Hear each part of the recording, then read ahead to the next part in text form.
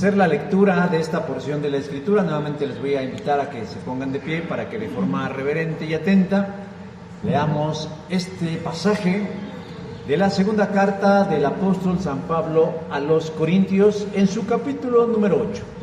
Si ya lo encontró, qué bien, si no lo tenemos aquí al frente. Y vamos a leerlo para que todos nos sintamos parte, por eso es hacerlo de manera alternada. Leer la porción de la Escritura, yo leo el verso 1, ustedes el verso 2, así hasta que todos leamos juntos el último versículo, que creo que es el 24. Amén. Amén. Y dice así la palabra de Dios. Asimismo, hermanos, os hacemos saber la gracia de Dios que se ha dado a las iglesias de Macedonia.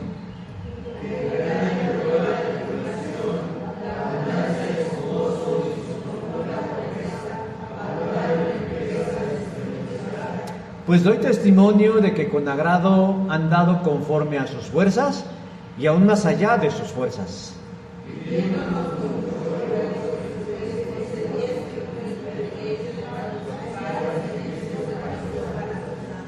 Y no como lo esperábamos, sino que a sí mismos se dieron primeramente al Señor y luego a nosotros por la voluntad de Dios.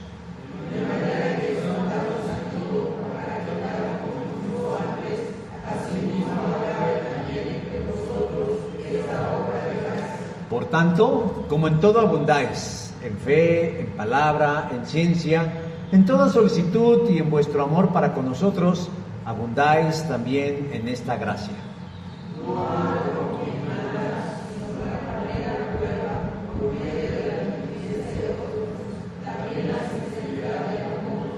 Porque ya conocéis la gracia de nuestro Señor Jesucristo, que por amor a vosotros se hizo pobre siendo rico, para que nosotros con su pobreza fueseis enriquecidos.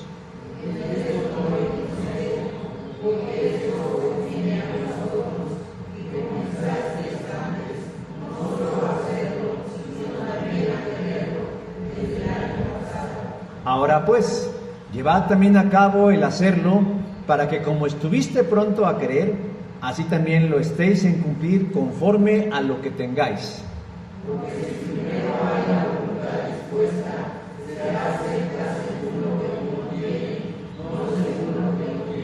Porque no digo esto para que haya para otros holgura y para otros estrechez,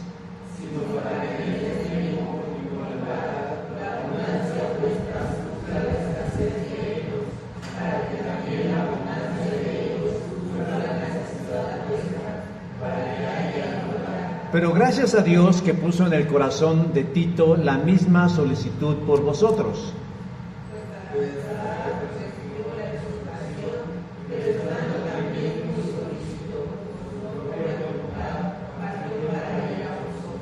Y enviamos juntamente con él al hermano, cuya alabanza en el Evangelio se oye por todas las iglesias.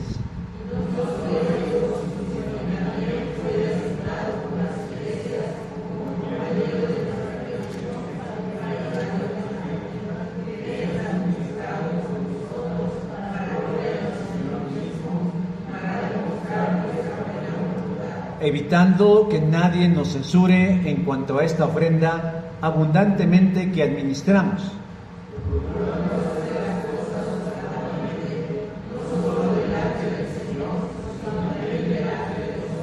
Enviamos también con ellos a nuestro hermano, cuya diligencia hemos comprobado repetidas veces en muchas cosas, y ahora mucho más diligente por la mucha confianza que tienen en vosotros.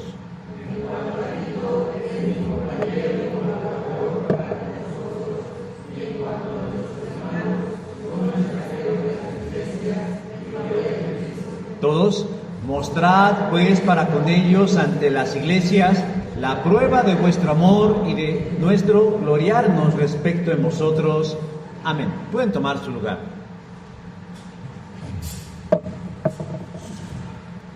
El pasado 14 de abril del presente, en el noticiero N+, se presentó una nota periodística sobre las denuncias a varios pastores cristianos evangélicos pertenecientes al movimiento Centro Cristiano de Misiones Transmundiales. la cual cuenta con más de 100 sedes en México y en muchas partes del mundo. Pero su sede y origen la encontramos en Cuernavaca, Morelos. Se presentaron los casos de varios pastores que han enfrentado cargos penales por sus abusos. Se habló del caso del pastor Gustavo N., quien en el estado de Veracruz ya está en prisión por abusar sexualmente de su hijastro desde que tenía 14 años hasta los 19. Se habló del caso del pastor Ernesto N. en Ecatepec, quien enfrenta un proceso legal por acoso a una mujer de su congregación. Y también hablaron del caso del pastor Santiago Guadarrama, no sé por qué ahí sí dieron el apellido, quien en Yautepec, Morelos, le han comprobado varios casos de abuso en su congregación, con la salvedad que él no ha enfrentado cargos de tipo penal, sino únicamente disciplina espiritual, retirándolo del ministerio por un año. Sin embargo, esas, entre comillas, sanciones para las víctimas de este pastor y sus familias no son suficientes, pues están convencidos que los líderes y pastores principales del movimiento solapan, encubren y protegen a los violentadores. Alí García Godínez, quien es hija de pastor y su papá es Javier García Mancha, ejerció violencia física, psicológica y religiosa en contra de su propia esposa y de Alí y sus hermanos.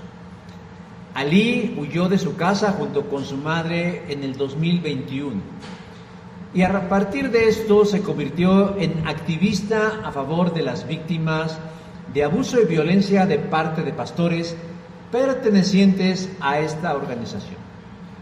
Luego de presentar toda esta información, se le hizo una entrevista personal y ella habló una actualización acerca de los casos denunciados y al mismo tiempo hizo una radiografía de lo que ella considera son las condiciones que existen dentro de este movimiento para que se den esos abusos, porque no son así nada más. Todo iba bien, hasta ahí todo va bien y estamos todos de acuerdo. Levantamos la mano diciendo está bien que se denuncie el delito, el abuso y la violencia. Pero de pronto, uno de los entrevistadores hizo una pregunta incómoda, pero más bien fuera de lugar. Porque preguntó, ¿y hay mucho dinero dentro de esa organización? Bueno, ¿estamos hablando de la lluvia o estamos hablando de qué cosa? ¿A qué viene la pregunta del dinero si estamos hablando de abusos? Pero bueno, hizo la pregunta. ¿Y hay mucho dinero dentro de esa organización religiosa? Como si Alí García supiera cómo se maneja el dinero, como si ella hubiera sido la tesorera, pero le preguntaron. Y añadió en su cuestionamiento, ¿cómo ganan ellos el dinero? Yo entiendo que la entrevistada y activista hable desde la herida, desde el dolor y de la experiencia, y haya dejado de lado ciertas formas cristianas y procedió, entre comillas, a explicar, yo creo que algo que ella no sabe, me parece, de cómo se gana el dinero en el Centro Cristiano de Misiones Transmundiales. Me pareció injusta su respuesta, no solamente porque tal vez desconociera el teje y maneje de las finanzas de esta su iglesia, sino porque englobó en todo, en su respuesta, metió a todos los creyentes, a todas las iglesias, a todo el evangelicalismo en su respuesta, diciendo, ya es sabido por todos, yo no sé si ustedes lo sabían, pero ya es sabido por todos, o sea, habló en nombre de todos, habló en nombre de Anita, en nombre de Betty, en nombre de todos habló ella. Es sabido por todos cómo se obtienen los fondos económicos con los cuales se financia la fe. Se hace mediante el llamado diezmo, que de manera obligatoria se le exige a los miembros de sus ingresos. Dijo también que a principios de cada año De igual forma, en todas las iglesias, en todos los movimientos cristianos y en nombre de todos, se les exigen que den las primicias, que son la totalidad de sus ingresos. No dijo si del mes, de la semana, del año, pero dijo de la totalidad de sus ingresos. Y dijo, cada persona que asiste a la iglesia es de diferente poder adquisitivo, pero a todas se les exige pagar esa cuota. Yo celebro que se denuncien los casos de abuso y violencia dentro de la iglesia, que no quede en impunidad ni en la intimidad eclesiástica. Es decir, que no solo el gobierno de la iglesia lo sancione, sino que por la gravedad de los casos puedan enfrentar inclusive castigos de carácter penal. Pero lo que se me hace inadecuado de parte del entrevistador y del activista, que ya me parece que de cristiana tiene muy poco, es que empiecen a mezclar asuntos unos con otros y los traten con demasiada ligereza. Y me refiero específicamente a cómo llegan los ingresos monetarios y que nos haga quedar mal a todos y que se englobe a todos en sus suspicacias. Si de por sí, sin evidencias, la gente afirma lo que afirma, ahora imagínense que alguien, el fuego amigo de alguien que está dentro, salga y diga de manera irresponsable estas cosas. De entrada yo diré que no todas las iglesias, que no todas las denominaciones, que no todas las confesiones de fe tienen el mismo tipo de gobierno y de administración. Eso tienen que saberlo todos. No todas las iglesias se manejan igual. Hay quienes tienen un tipo de gobierno de carácter episcopal, otros de carácter, digamos, inclusive monárquicos. Y nosotros, por ejemplo, tenemos un tipo de gobierno congregacional. Por lo tanto, ella no puede afirmar en nombre de todos cómo es que obtenemos y administramos los dineros de la misma manera. Hablar de dinero dentro de la iglesia para algunos es impropio y hasta vulgar, porque consideran que se está tratando de un espíritu materialista. Pero hey, les tengo noticias. Aunque primordialmente como creyentes enfatizamos lo espiritual, yo creo que ninguno de ustedes, sabiéndolo o no, es un neoplatónico.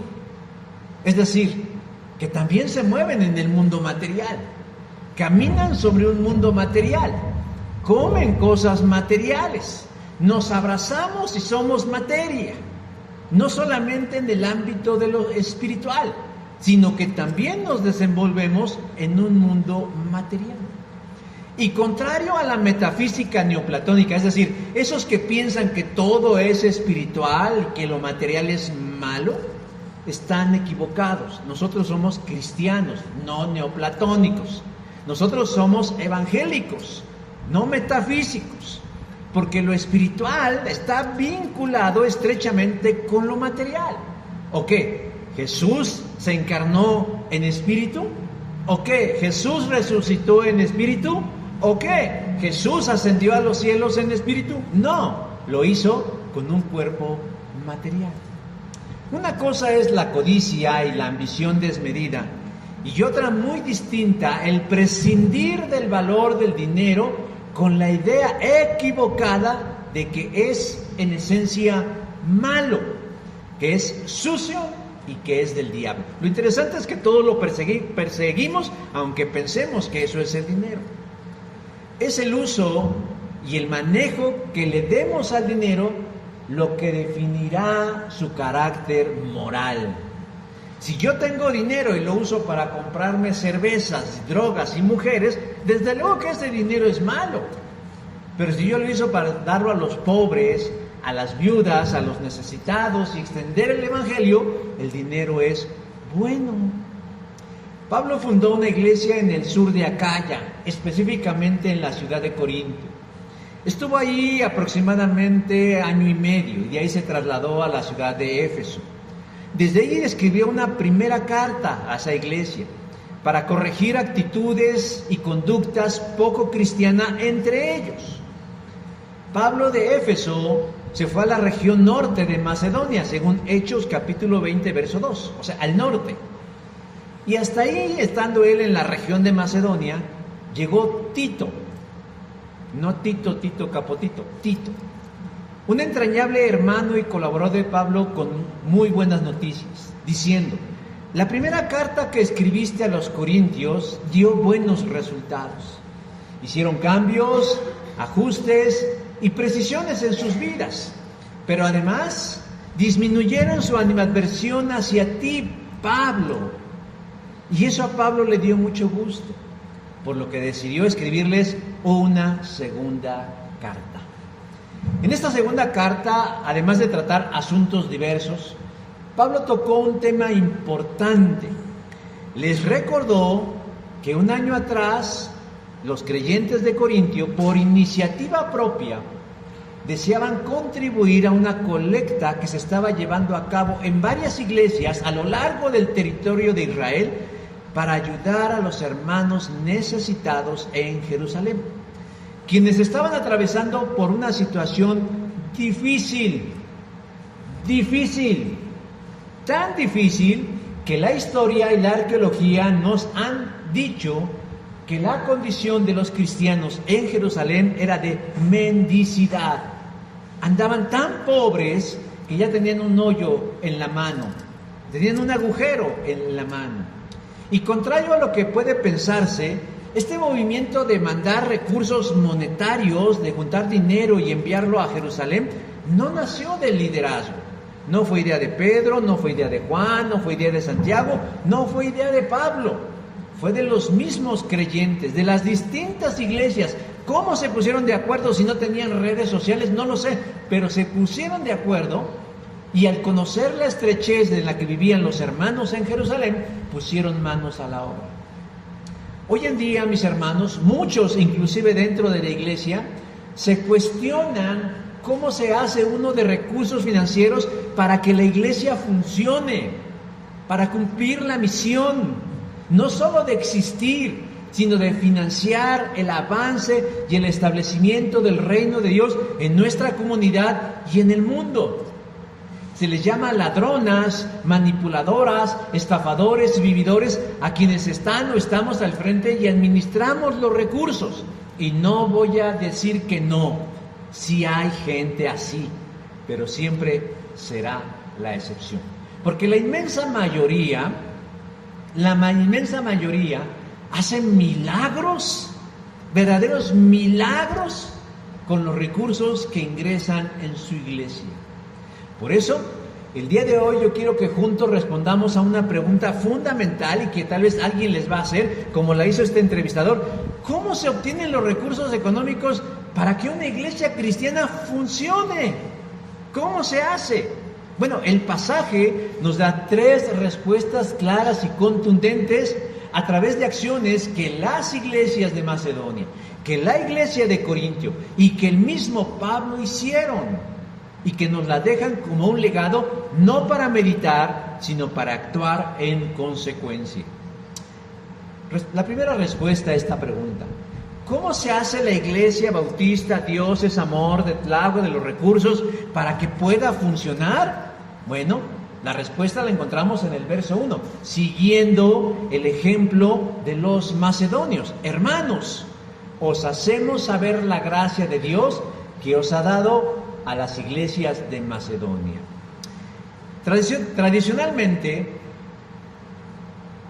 el problema aquí es que hay pobres y necesitados en Jerusalén que viven en prácticamente la mendicidad. Y tradicionalmente se cree que la iglesia de Jerusalén atraviesa por esa condición por 3 razones o 3 posibilidades. La primera de ellas es que debido a la gran explosión espiritual que hubo en Pentecostés, es decir, de pasar de 120 integrantes a 5,120 integrantes, o sea, un crecimiento exponencial, a razón de que la gente se convirtió, muchos de ellos peregrinos que habían ido a Jerusalén a la fiesta del Pentecostés, se quedaron. Y eso implicó un gasto no previsto por la iglesia. Recibir 5,000 almas, 5,000 bocas, 5,000 intestinos, 5,000 necesidades, la iglesia tenía que responder, cuando únicamente en su primigenio comienzo eran 120. La otra razón por la que dice que se quedaron muy pobres es que, como hubo una muy buena respuesta ante el crecimiento numérico de miembros, algunos quienes providencialmente habían sido bendecidos por Dios, de manera generosa, decidieron dar de sus bienes para solventar las necesidades, particularmente la de los necesitados. Hechos, capítulo 4, verso 34. Y eso, hermanos, llegó un momento en que se acabó. Las necesidades rebasaron la generosidad y todos cayeron en pobreza. Y una tercera hipótesis o teoría es que al convertirse al cristianismo implicaba un enorme ajuste en su contexto social y político, porque la lealtad tenía que ser principalmente hacia el emperador. Y al convertirse a Cristo eso cambia, y eso trajo consecuencias o represalias en los hermanos de la iglesia, en los nativos de la iglesia. Perdieron sus empleos, les aumentaban los impuestos, les obstaculizaban sus negocios o los encarcelaban a causa de su fe, por lo cual los llevó a la miseria.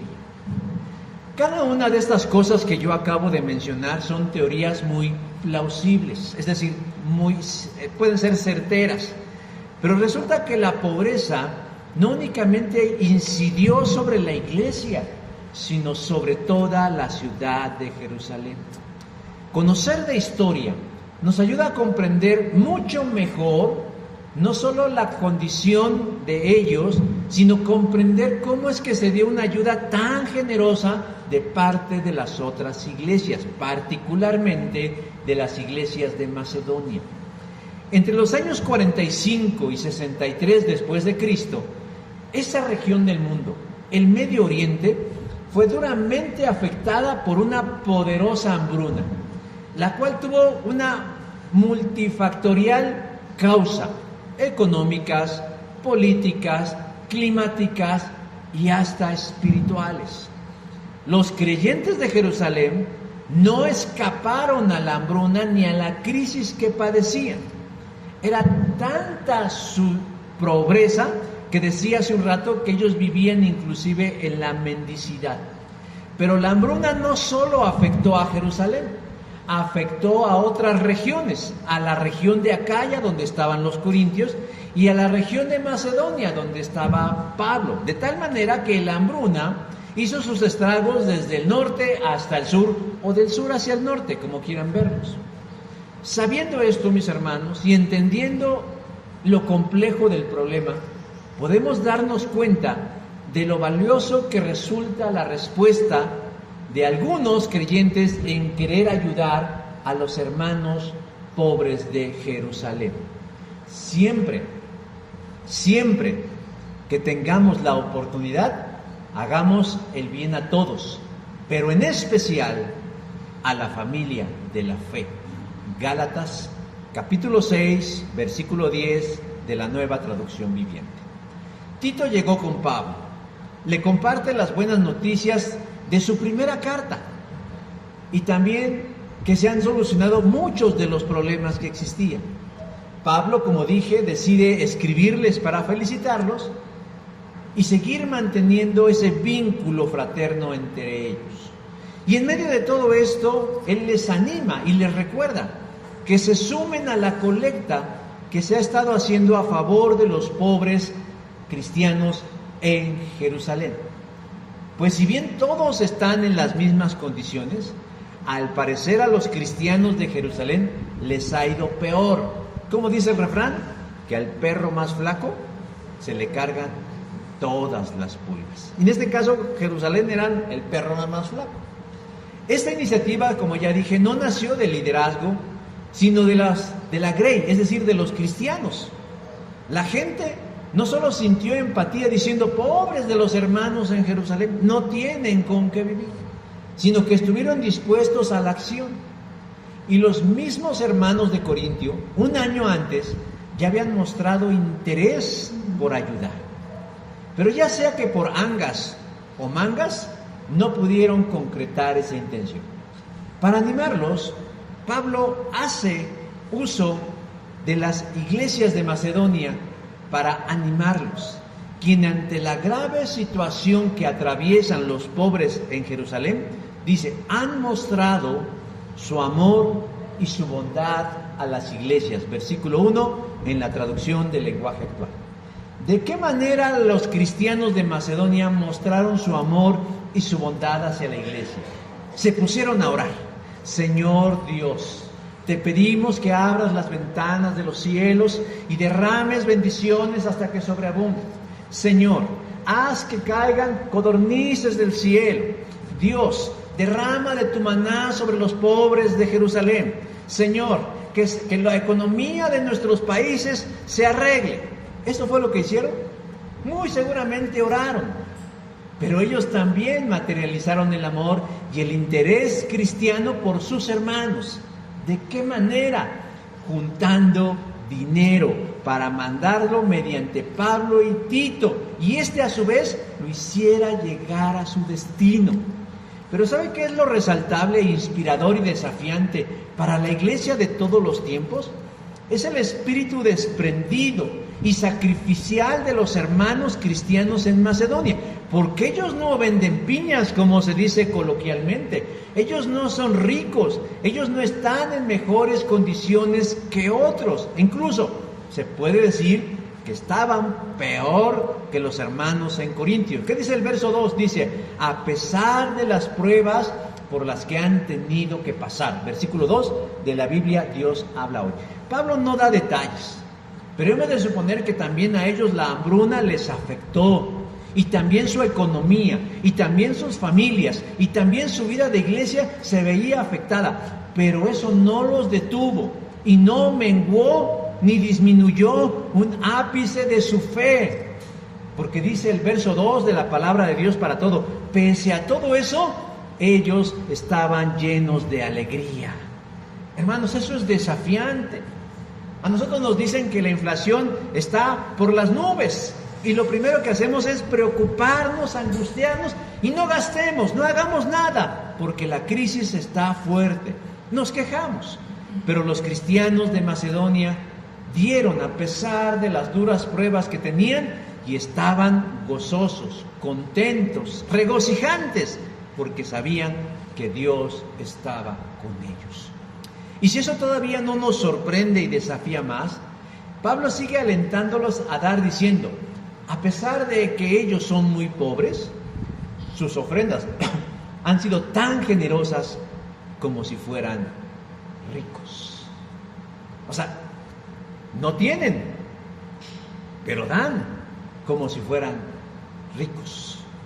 Ellos poseen el espíritu de la viuda pobre, esa que Jesús alabó por su generosidad. Esta viuda pobre ha echado más que todos los demás, porque todos ellos dieron sus ofrendas de los que les sobraban, pero ella de su pobreza echó todo lo que tenía para su sustento. Lucas 21:3. Usted da a su iglesia lo que me sobra, si me sobra. Ese es el pensamiento de closet de algunos. Pero la mujer viuda, muy probablemente anciana y pobre, teniendo todo en contra, ella no dio lo que sobraba, ella dio todo su sustento. Porque no era una cuestión de cantidad, hermanos, era un asunto de liberalidad y de confianza. De liberalidad porque ella sabía que no es dueña de nada. Y nosotros debemos saber que no somos dueños de nada, ni de los zapatos que traemos puestos, ni del teléfono que utilizamos, ni del automóvil que manejamos, ni de la casa en donde vivimos. y sabemos que el Señor cualquier día nos la puede pedir. Y tendríamos que responder como la viuda pobre, no con lo que nos sobra, sino con la liberalidad de que confiamos en el Señor. ¿Qué dice la Escritura? Ayudar al pobre es hacerle un préstamo al Señor, y Dios mismo te recompensará. Proverbios 19:17. Y contrario a lo que algunos creen, dar para el sostenimiento de la iglesia o de la misión no es el resultado del chantaje, de las presiones o de amenazas de castigo divino, sino que los creyentes en Macedonia, dice, dieron lo que podían porque querían hacerlo. Versículo 3 de la Biblia, del Nuevo Testamento, Nueva Vida. Dieron lo que podían porque ellos querían hacerlo. Fueron ellos quienes, dice Pablo en el versículo 4, pidiéndonos con muchos ruegos que les concediésemos el privilegio de participar en este servicio para los santos. No me puedo imaginar, hermanos, déjenos dar. No, ustedes son muy pobres, no queremos dar, no. Les estaban quitando dignidad al no dejarlos. Porque decimos, pues el que trae carro debe tener más. Pero la hermana, no, ella no, porque es pobre. Y ellos diciendo, suplicándonos, déjenos participar, concédanos el privilegio de participar en este servicio para los santos. Convencidos de lo que estaban pidiendo, estaban poniendo en práctica la ley de Cristo. ¿Cuál es la ley de Cristo? La de amar a Dios y al prójimo. ¿Qué dice el versículo 5? Primero se entregaron al Señor. Primero se entregaron al Señor. Y luego a nosotros, siguiendo la voluntad del Señor. Hermanos, ¿cómo es que se sostiene económicamente una iglesia? Siguiendo estas directrices, siendo como los creyentes de Macedonia, pese a sus propias necesidades y tribulaciones. La obra del Señor guarda un lugar preeminente en sus mentes y en sus corazones. No la delegan, no la olvidan, no se hacen como que no están, sino que la colocan a la par y de forma libre, generosa y amorosa deciden invertir en el reino de Dios. Porque dar para que una iglesia viva y sobreviva nunca es dinero tirado a la basura, sino es destinar lo justo a lo que Dios desea hacer mediante su cuerpo local, es decir, la iglesia. ¿Cómo nos hacemos de los recursos? Pues de la buena voluntad, de la generosidad, del amor, de la liberalidad, de la fe de aquellos que entienden el espíritu de los macedonios, diciendo, nosotros queremos participar en ese servicio para los santos. ¿Por qué? Porque han entendido el valor del reino, porque han entendido lo que es ser iglesia, porque han entendido lo que es ser cristiano, porque han entendido cuál es la trascendencia de las cosas. La segunda respuesta que encontramos a la pregunta de cómo es que se sostiene una iglesia, bueno, siguiendo las instrucciones de Pablo a los Corintios, versículo 6. Asimismo, acabe también entre vosotros esta obra de gracia. La obra de Dios, mis hermanos, no se plasma únicamente en el mundo espiritual. Una iglesia se construye y avanza en la medida de sus aportaciones, como los macedonios nos enseñan. Y una vez puesto el ejemplo, ahora que estamos en este ambiente mundialista, Pablo pone la pelota del lado de la cancha de los corintios. Es decir, ya hablamos de los macedonios. Ya dijimos que aunque siendo pobres dieron, y dieron mucho. Ahora pone la pelota del lado de la cancha de los corintios. Instruye a Tito para que cuando vaya hacia ellos, haga realidad el deseo de la iglesia de Corintio de dar también y completar esa obra de amor, versículo 6. Y Pablo empieza aludiéndolos a ellos diciendo, ustedes son una iglesia rica. Y no está hablando de cuestiones monetarias, sino de todas las cosas maravillosas que Dios les ha dado. Dice, como en todo abundáis, en fe, en palabra, en ciencia, en toda solicitud y en vuestro amor para con nosotros. Por lo tanto, abunden también en esta gracia. El versículo 7 de la palabra de Dios para todos dice, ustedes son ricos en todo. Y les enumera las bendiciones con las que ya cuentan.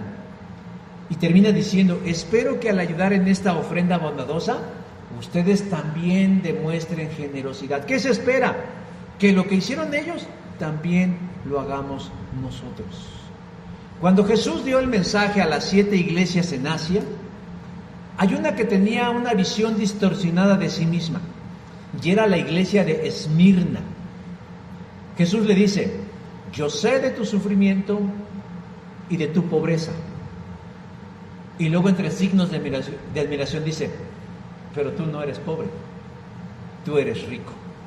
Apocalipsis 2:9. Ellos creían que eran pobres. Ellos estaban convencidos que somos pobres. Somos pobres venaditos en una colina y nadie nos quiere, nos menosprecia. Y muchas veces utilizamos el argumento es que somos pobres, en una aparente carencia. Pero si estamos en Cristo, no hay carencia. Él es nuestra riqueza. Y no solo una riqueza en lo material, sino en muchos otros recursos, amén de los espirituales. Todas las iglesias de la región de Asia estaban atravesando por la misma hambruna. Fue como la pandemia, ¿no? Todos estábamos en la misma pandemia. Y cada uno, según sus propias necesidades, podía decir, pues también a nosotros nos está pegando la crisis.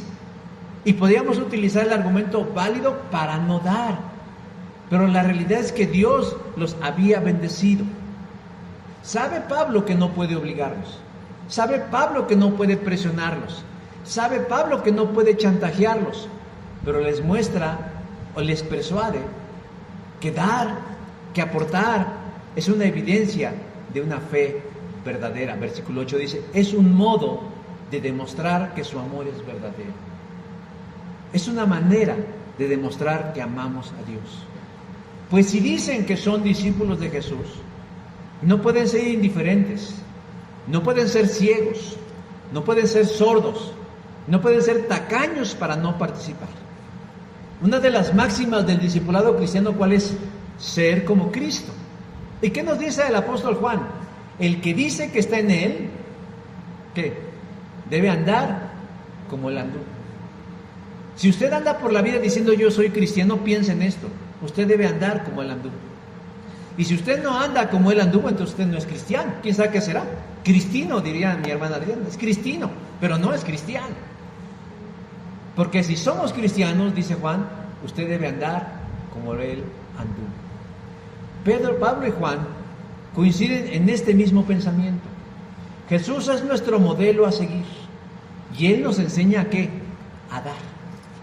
Incluso a costa de sí mismo. ¿Qué dice el verso 9?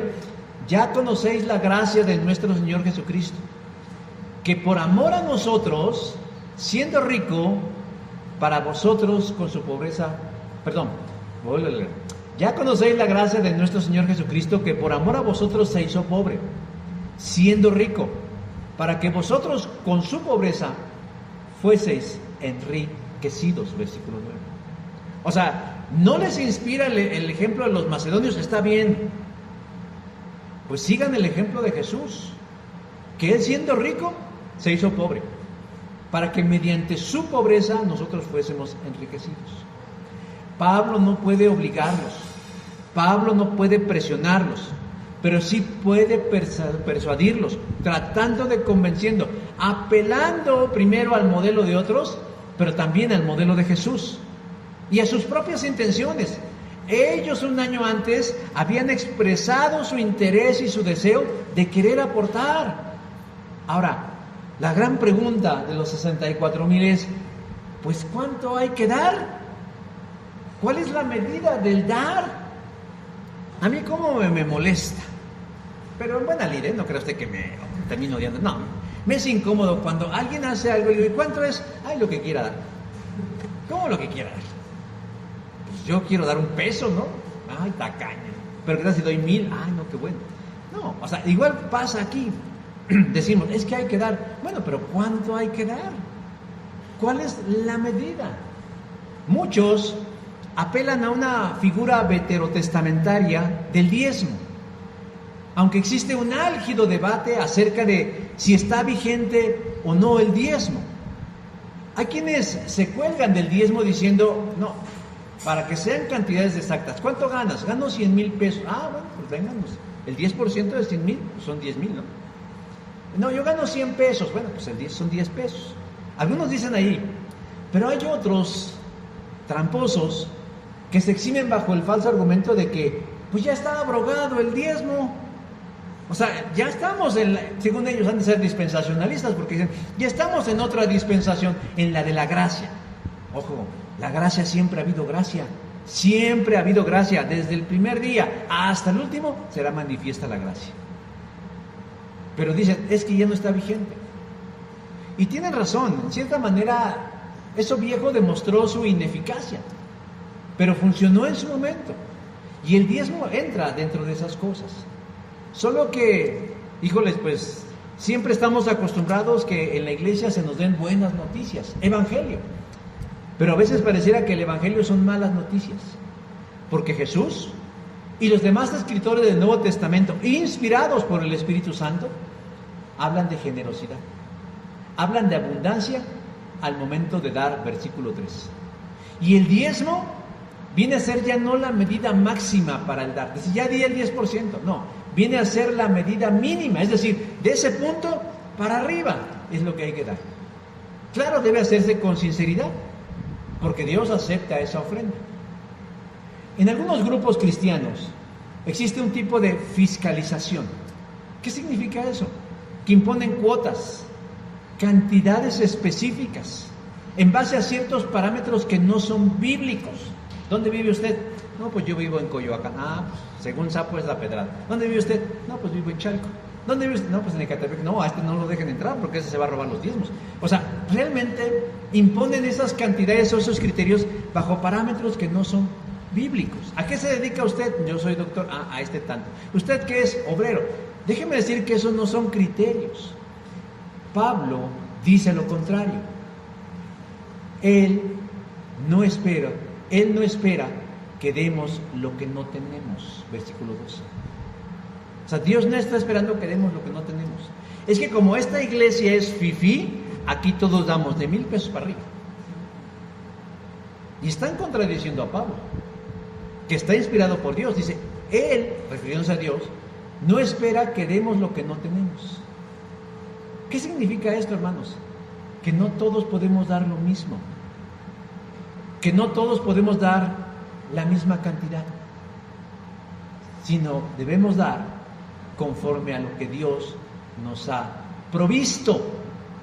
Los domingos, cada uno de ustedes debe separar y guardar algo de lo que ha ganado en la semana. Primera de Corintios, capítulo 16, versículo 2. Arranquen esas hojas. Borren ese versículo. Los domingos, cada uno de ustedes deben separar y guardar algo de lo que hayan ganado en la semana. Existe una orden, hermanos, y es la orden de dar y de colectar esos recursos. Y dista mucho de lo que en muchas congregaciones practican. Muchos se llenan la boca diciendo, nosotros somos puramente bíblicos. Seguimos la Biblia al pie de la letra, tenemos sana doctrina. ¿Y cómo obtienen económicamente los recursos de su iglesia local? Mediante engaños, mediante chantajes, mediante estrategias de marketing, pero no bajo la persuasión de la palabra del Señor. Hermanos, ¿cómo se sostiene una iglesia económicamente? Mediante las aportaciones voluntarias, libres, inclusive sacrificiales de sus miembros.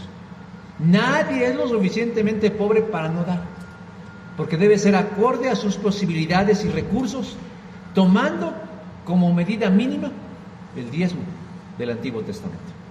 Nada más. La tercera respuesta a la pregunta es, ¿cómo se sostiene una obra de Dios? Ya vimos, ¿no?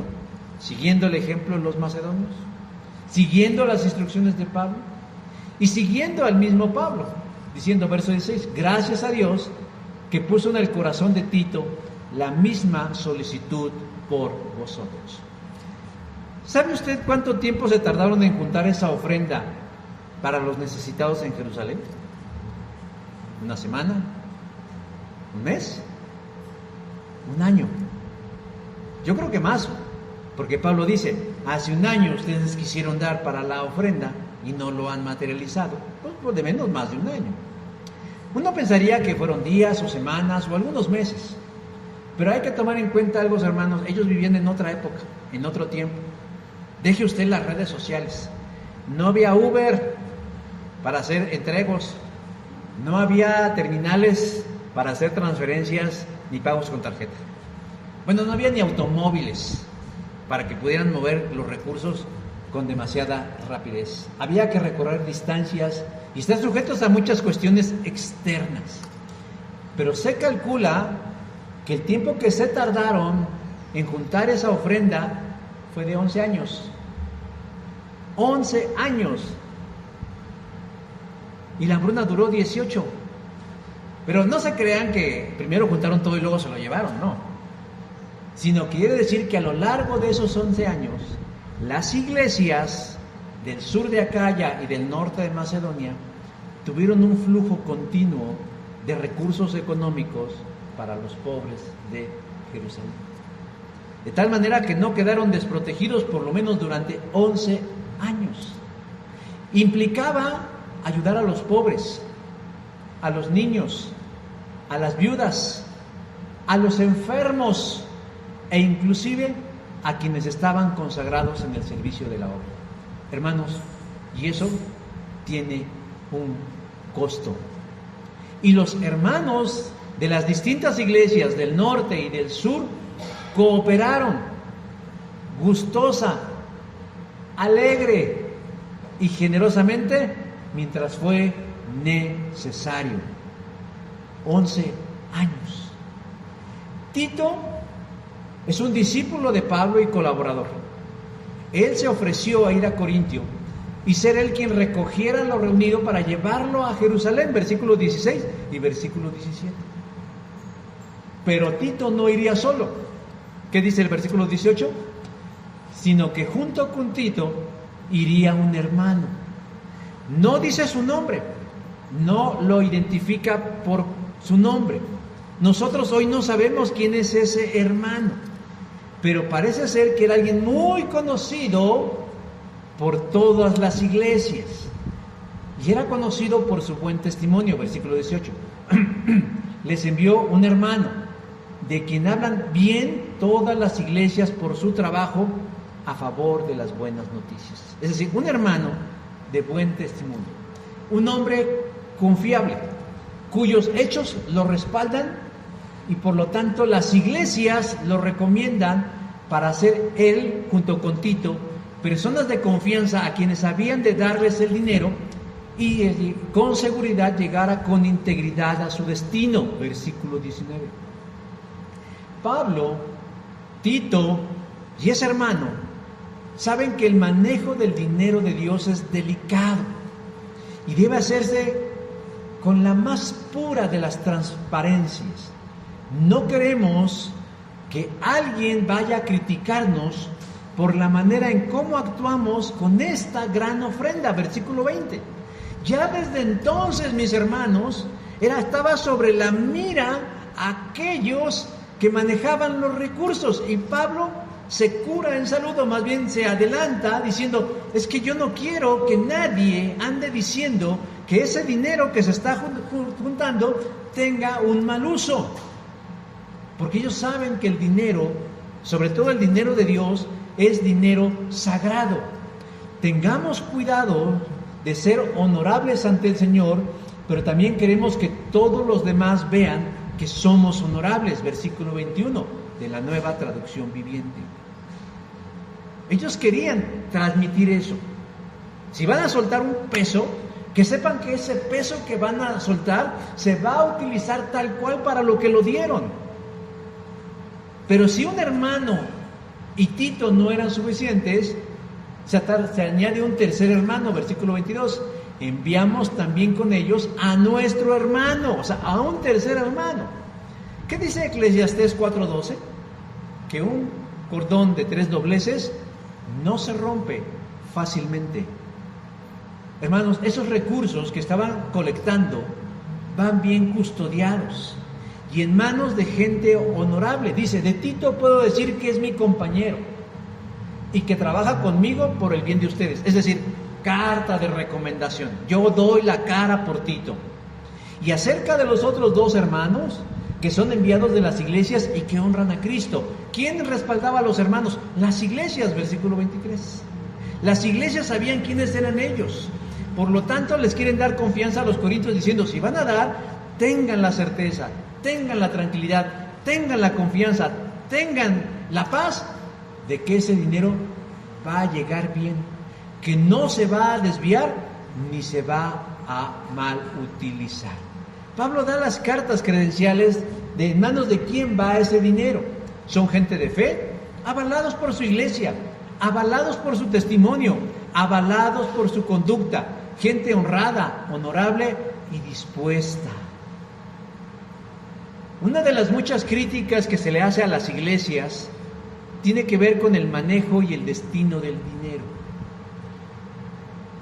Paradójicamente, estas críticas vienen de gente que no aporta.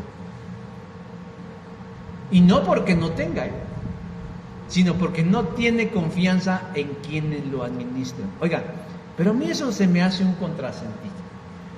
¿Yo por qué voy a una iglesia donde no confío en la gente?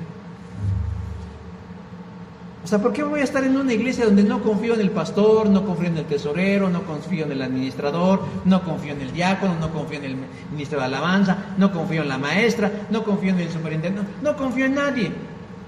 ¿Por qué estoy ahí entonces? ¿O es de locos? ¿O es de tontos? Yo no voy a estar en un lugar donde no confío en alguien. Si yo estoy en un lugar, sea una iglesia, un club, una escuela, es porque algo me inspira confianza.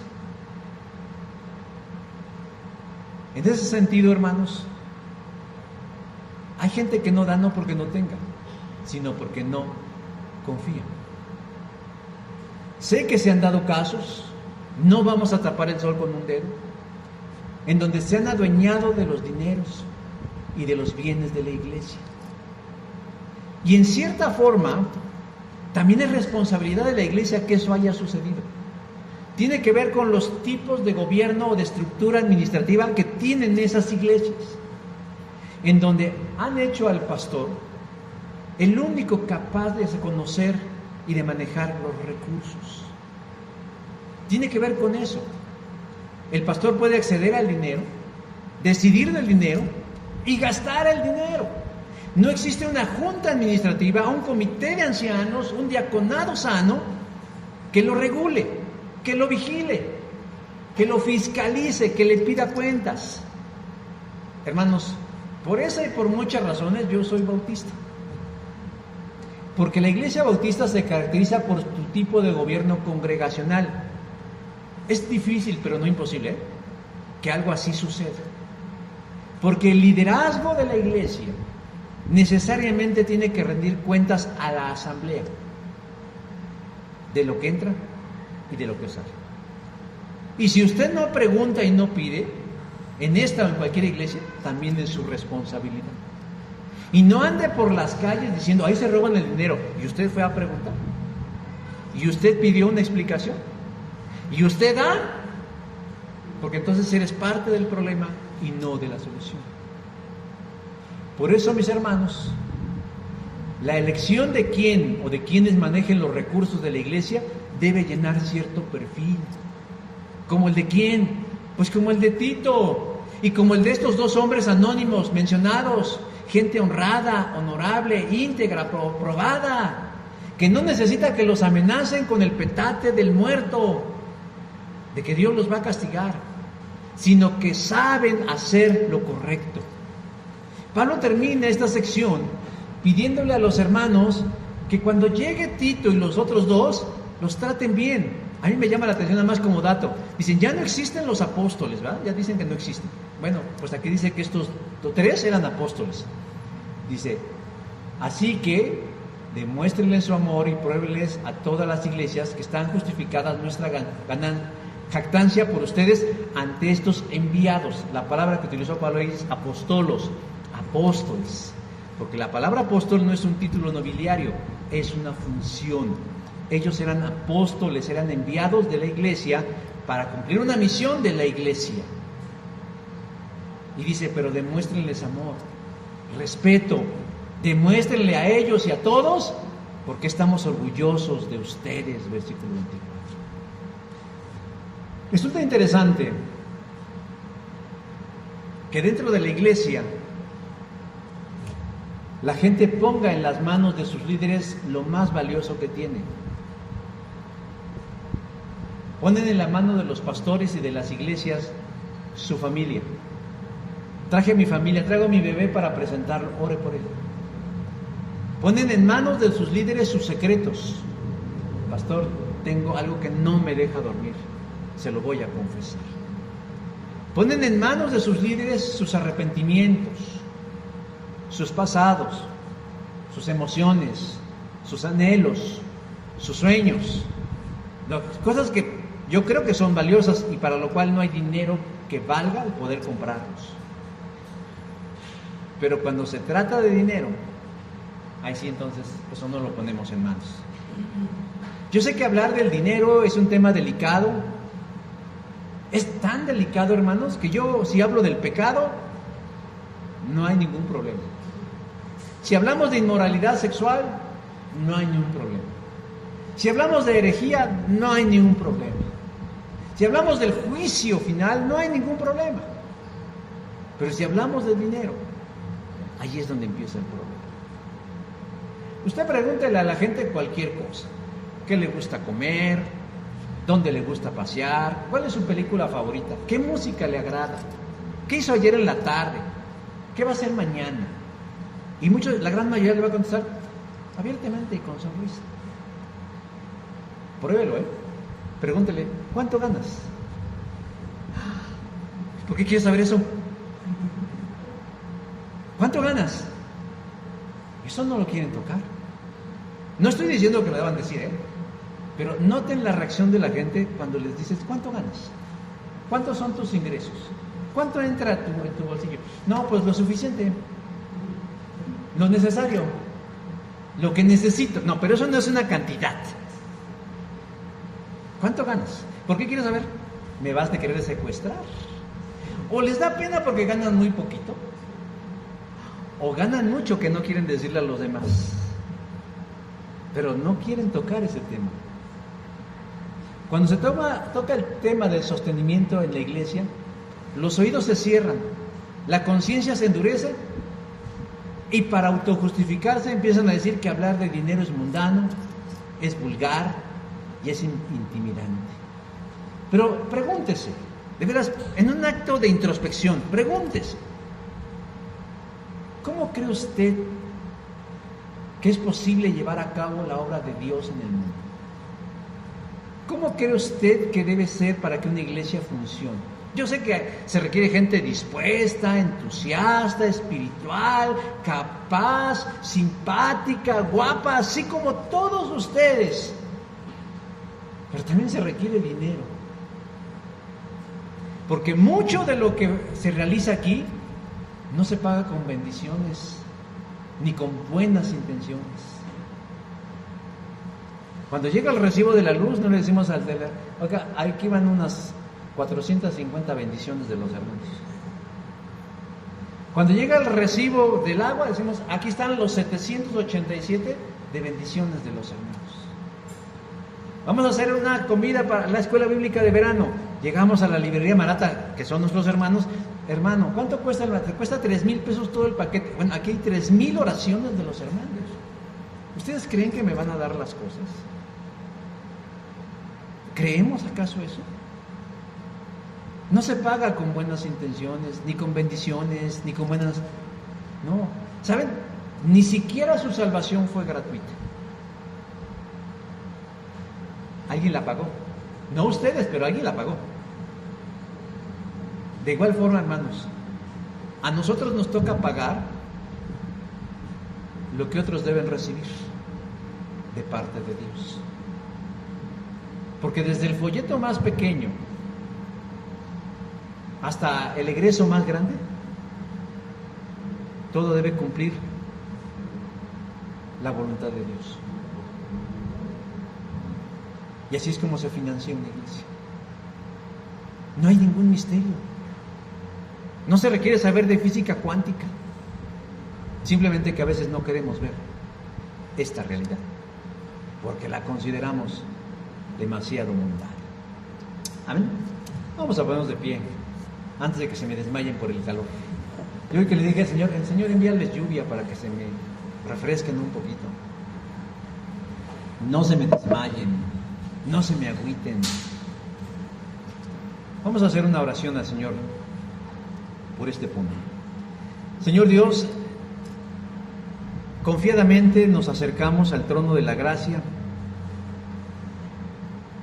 y rogamos que el propósito que tú revelaste a través de Pablo hace mucho tiempo a la iglesia de Corintios siga vigente también para el día de hoy, en relación del sostenimiento de tu obra. Para ti era importante la iglesia en Jerusalén. No estabas dispuesto a dejarla morir, o por lo menos no que muriera por la indolencia, la indiferencia o la dureza del corazón de otros, sino que actuaste, Dios, en la mente y el corazón de algunos que estratégicamente movieron los hilos de las circunstancias para que se lograra, Dios, que esto fuera como un incendio que se propagara por toda la región de Judá, desde el norte hasta el sur, y en todas las congregaciones se supiera que había una necesidad apremiante que debía ser cubierta. Y que no únicamente ellos tuvieran que orar y doblar rodilla e interceder y esperar que los cielos fueran abiertos y se derramaran bendiciones hasta que sobreabundaran, sino que ellos descubrieron que ellos eran parte de la resolución, que ellos eran parte de la bendición y que les correspondía a ellos ser el canal del amor de Cristo. Los macedonios nos abofetean con guante blanco en la cara diciendo que ellos, siendo pobres y atravesando por circunstancias igual o tal vez peores que la de los de Jerusalén, de manera dichosa y encarecidamente pidieron: inclúyanos en el dar para nuestros hermanos en Jerusalén. Jesús mismo nos deja ejemplo diciendo que, siendo dueño de todas las cosas, se despojó de su reinado, de sus privilegios, de todas esas abundancias, para que a través de esa pobreza nosotros fuéramos enriquecidos. Entendemos, Dios, el mundo en el que vivimos y entendemos el mundo del dinero. Sabemos que en sí no es malo, sino lo que lo hace malo es la codicia y el amor hacia el dinero. Por eso también te pedimos, Señor, que como cristianos seamos prístinos, claros, transparentes en el manejo de ellos, para que su uso, Señor, sea óptimo, provechoso y con buenos resultados. Y que la gente sepa que no gasta su dinero, sino invierte en el reino. Y que cada vez que alguien recibe una despensa, alguien que recibe un folleto, alguien que escucha tu palabra, alguien, Dios, que recibe algo de esta o de cualquier otra iglesia, es porque valió cada peso, cada quinto, cada centavo, cada billete. Y que tú, oh Dios, no olvidas, sino que tú, Dios, retribuyes y tú, Dios, recompensas. No lo hacemos por eso y no queremos hacerlo por eso, sino porque queremos demostrar que verdaderamente somos tus hijos, que somos tu iglesia, que amamos en el amor de Cristo y que realmente queremos, Señor, ser parte de lo que tú estés haciendo en esta generación. Bendice, Señor, pues nuestras economías, porque también, Señor, necesitamos para nuestras necesidades particulares. Abre las puertas de la oportunidad en nuestros empleos. Toma, Señor, entre tus manos la economía, a quienes dirigen el manejo de la economía, de las finanzas en nuestro país, para que también sean sabios. que también sean inundados por un espíritu de temor, de saber, Dios, que el dinero que cae en ellos no es para su enriquecimiento, sino, Dios, para el beneficio de quienes están gobernando.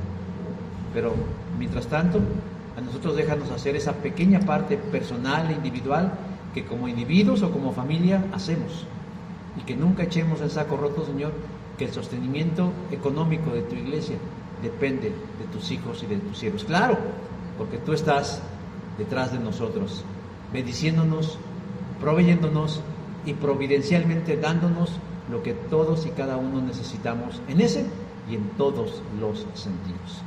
Te agradecemos de antemano porque descansamos, Señor, en tu bondad, en tu misericordia y en tu realidad. Por Cristo Jesús nuestro Señor y nuestro Salvador, oramos y en Él esperamos. Amén. Gracias, hermanos. Permanezcamos de pie.